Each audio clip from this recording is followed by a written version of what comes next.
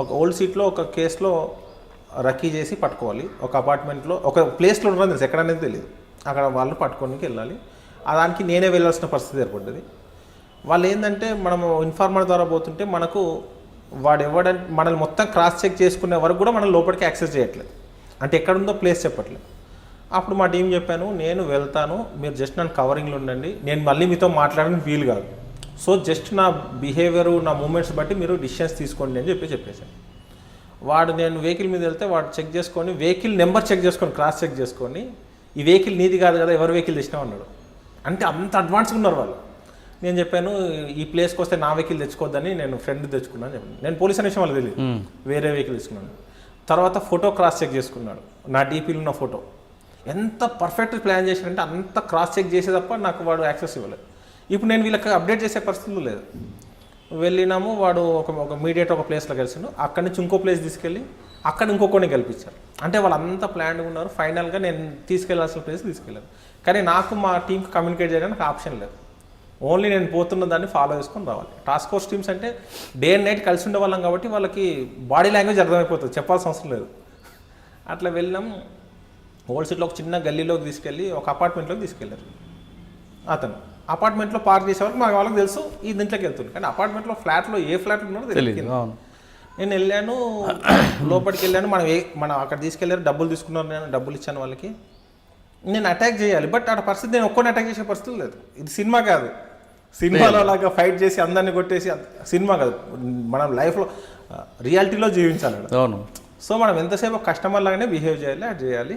Team రావాలి, team నుంచి ఏం రెస్పాన్స్ లేదు, నాకు అర్థం అవ్వట్లేదు. వాళ్ళకి ఏంటంటే నేను ఏ ఫ్లాట్లో ఉన్నాను వెతకడంలో ఉన్నారు. అప్పుడు కానిస్టేబుల్, సార్ మళ్ళీ సార్ చెప్పులు అక్కడ ఉన్నాయి, ఈ ఇంట్లోనే ఉంటారని చెప్పేసి డోర్ బదలు పట్టుకొని వచ్చారు. అంటే యూనిఫామ్ షూ అనుకోండి గుర్తుపడతారు, పోలీస్ షూ ఉన్నాయి కాబట్టి సార్ ఉండడం.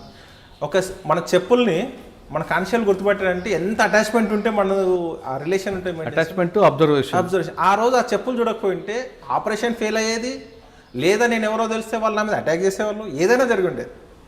ఆ ఒక్క మనం అటాచ్మెంట్ ఉండడం వల్ల మనం ఏ రోజు చెప్పుకోం కదా సార్, నా చెప్పులు ఇవి, నా డ్రెస్ ఇది. కానీ మనతో ఉన్న రిలేషన్ బట్టి వాడు చేశారు.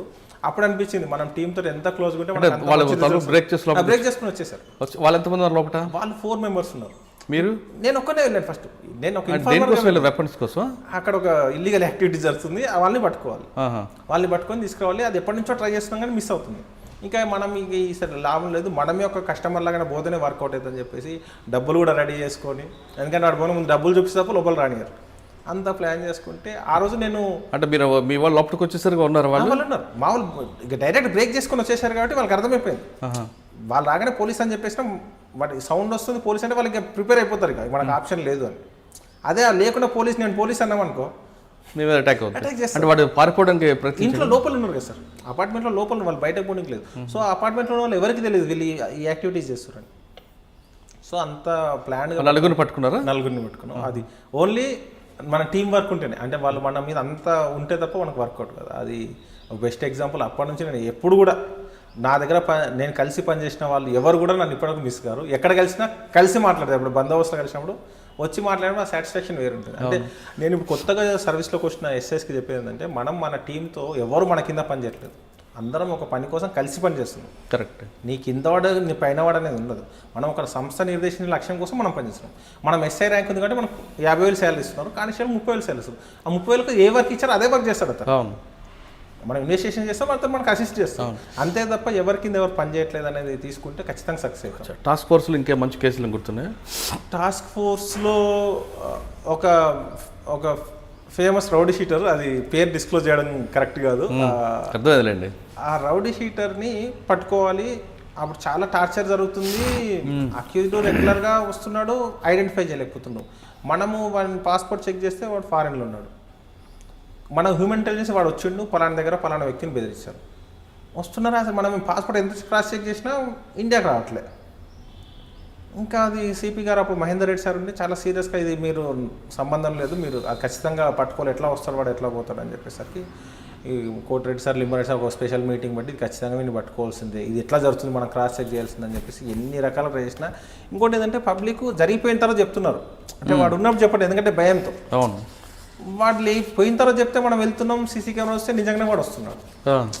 ఇంకా ఏం అర్థమైతే మరి ఇండియా ఎట్లా వస్తున్నాడు ఎట్లా పోతుందని చెప్పేసి ఇక మొత్తం పాస్పోర్ట్స్ ఎంత చెక్ చేసినా రాకపోతే అప్పుడు కోటిరెడ్డి సారు యుఎస్ కౌన్సిలేట్ వాళ్ళతో మాట్లాడి ఫోటో రికగ్నిషన్ దాంట్లో చూసి ఆ ఫోటోతో ఎక్కడన్నా వీసాస్ కోసం అప్లై చేసినా అని చూస్తే దాంట్లో ఐడెంటిఫై అయింది. వాడికి లేటెస్ట్ పాస్పోర్ట్ నెంబర్ వచ్చింది.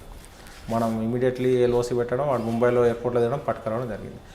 అది అంత డెప్త్గా ఆలోచించిన తర్వాత కేసును ఆ ఫోటో రికగ్నిషన్ సాఫ్ట్వేర్ అప్పటికి ఉంది, దాన్ని వాడుకోవచ్చు అనే విషయం తెలియకపోతే మనం పట్టుకోలేకపోయేవాళ్ళం. ఆ తర్వాత ఇక చాలా రోజుల నుంచి ఇప్పటికి కూడా తను రౌడీ షీటర్ ఇప్పటికి కూడా కస్టడీలో ఉన్నాడు, జైల్లో ఉన్నాడు. అది ఒక అందరికీ సవాల్గా విసురుతున్నాడు. వాడు వస్తున్నాడు, పోతున్నాడు, దొరకట్లేదు. ఎట్లా జరుగుతుందంటే అది మంచి బ్రేక్ చేయడానికి ఒక స్కోప్ దొరికింది. ఓకే, టాస్క్ ఫోర్స్ తర్వాత ఎక్కడికి వచ్చారండి? టాస్క్ ఫోర్స్ నుంచి సిసిఎస్కి వచ్చాను.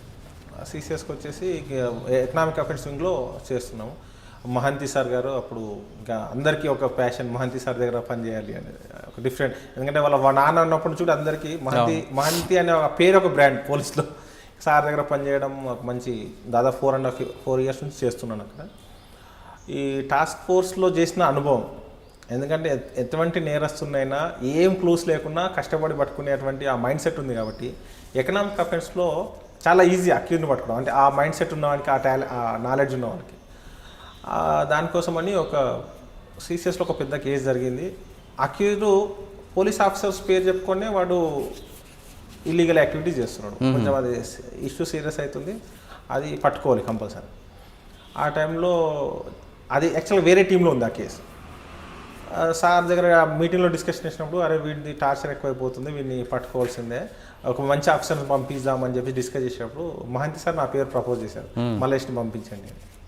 అది చాలా హ్యాపీ అనిపించింది. అంటే మన వర్క్ మనం చేయడం వేరు, వేరే వాళ్ళకి అసైన్ అయిన వర్క్ను మనకు తీసుకురా అని చెప్తే అది మనకు ఒక వెయిట్ పెరుగుతుంది. మనకు తెలియకుండానే ఒక దానికి నేను ఇంకొక మా బ్యాచ్మెంట్ ఎస్ఐ ఒక ఏఎస్ఐ గారు మొత్తం ముగ్గురం వెళ్ళినాం. తీసుకొని రావాలి, మొత్తం రెడీ చేసుకున్నాం. పూణే, మహారాష్ట్ర పూణే. వెళ్ళే ముందు సార్ని కలిస్తే చెప్పిన ఒకటే, వాడిని టచ్ చేయగానే నీకు ఎక్కడికి నుంచో ఫోన్లు వస్తాయి, టెన్షన్ పడద్దు, ఎట్టి పరిస్థితుల్లో మ్యాన్ హ్యాండ్లింగ్ చేయొద్దు, ప్రొసీజర్ ప్రకారమే తీసుకురండి, అవసరమైతే అక్కడ కోర్టులో ప్రొడ్యూస్ చేయండి, లీగల్ ప్రొసీడింగ్స్ మిస్ కావద్దు, మ్యాన్ హ్యాండ్లింగ్ చేయొద్దు, అక్యూజ్డ్ మిస్ కావద్దు. పెద్ద ఫోన్లు వస్తాయని సార్ చెప్పారు. ఎంత ప్రెజర్ ఉంటుంది మనకు, అంటే ప్రెజర్ వచ్చినా రెస్పాండ్ అవుద్దన్నారా? ప్రెజర్ వచ్చినా కూడా తీసుకొని రావాలి.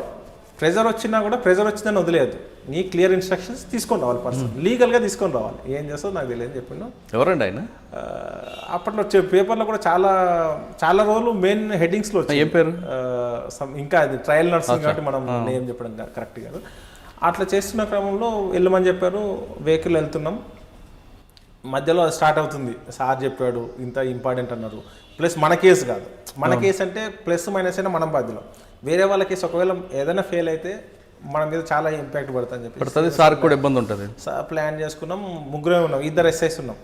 2 ఎస్ఐస్ ఉన్నప్పుడు ఎట్లుంటాయంటే ఏ టీం అయినా ఒకరు లీడ్ చేస్తే సక్సెస్ఫుల్ ఉంటుంది. 2 సేమ్ ఉన్నాడు కష్టం. నేను చెప్పాను, అన్న నువ్వు లీడ్ చేయి, లేదంటే నేను లీడ్ చేస్తాను.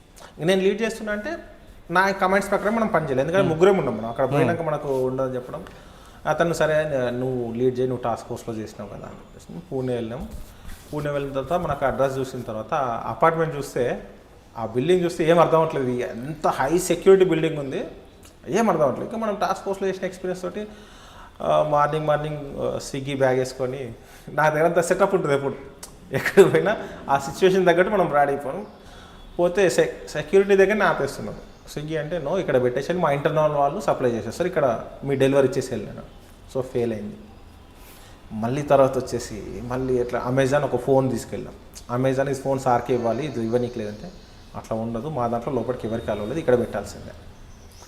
మనం ఇంకా లోపలికి యాక్సెసే దొరకట్లేదు. అది అపార్ట్మెంట్లో జనరల్గా చాలా పెద్ద అపార్ట్మెంట్, ఫారినర్స్ ఎక్కువ ఉంటారు, ఫారినర్ గెస్ట్లే ఎక్కువ ఉంటారు. అటువంటి హై సెక్యూరిటీ. డైరెక్ట్ పోలీస్ అని చెప్పి వెళ్ళడానికి, పోలీస్ అని చెప్తే ఏంటంటే లీక్ అయిపోతుంది. పోలీస్ అని చెప్తే అలర్ట్ అవుతుంది. ఎట్లా అంటే ప్రతి దగ్గర సీసీ కెమెరా వస్తుంది. ఆ బిల్డింగ్ చూసిన తర్వాత ఎట్లా అని మనము ఓపెన్ ఇంటెలిజెన్స్ అని ఉంటుంది. ఓపెన్ ఇంటెలిజెన్స్ మనం వాడుకోవాలి. మనకు ఉన్న నెట్వర్క్ ఏంది, సిస్టమ్స్ ఏంది, గూగుల్లోకి వెళ్ళి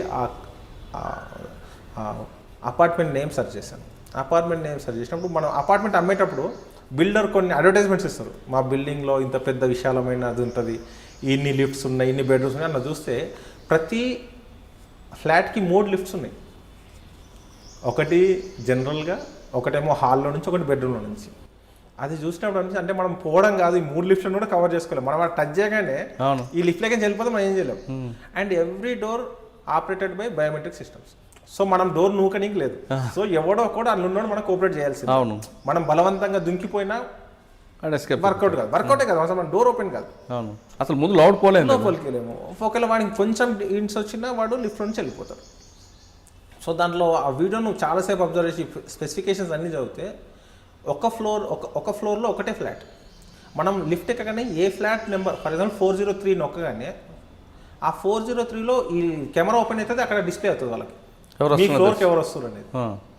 అది పరిస్థితి. అసలు ఏం అర్థం అవ్వట్లేదు. అంటే అవన్నీ చదివేసరికి మనకి ఇంకా కాషన్, అంటే మనం ఇంత జాగ్రత్త పోవాలి, మనం ఎక్కడ తొందరపడినా మనం ఫెయిల్ అవుతాం. సో మళ్ళీ మొత్తం ప్లాన్ చేసుకొని ఇక ఇట్లా లావాలని చెప్పేసి అక్కడ సెక్యూరిటీ వాడి దగ్గరికి వెళ్ళేసి మీ హెడ్తో మాట్లాడని చెప్తే ఒక 4-5 మెంబర్స్తో మాట్లాడతారు. అక్కడ ఇస్తాం పోలీస్ ఒక కేసులో వచ్చాము, ఎవరి కోసం వచ్చామో చెప్పడం వీలు కాదు.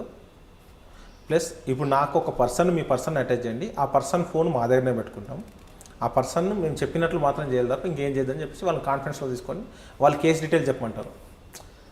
కేసు డీటెయిల్ చెప్తే లీక్ అయిందనుకో ఫెయిల్. చెప్పాము సమస్య లేదు, మీకు కేసు అయితే మా దగ్గర క్లియర్గా ఉంది,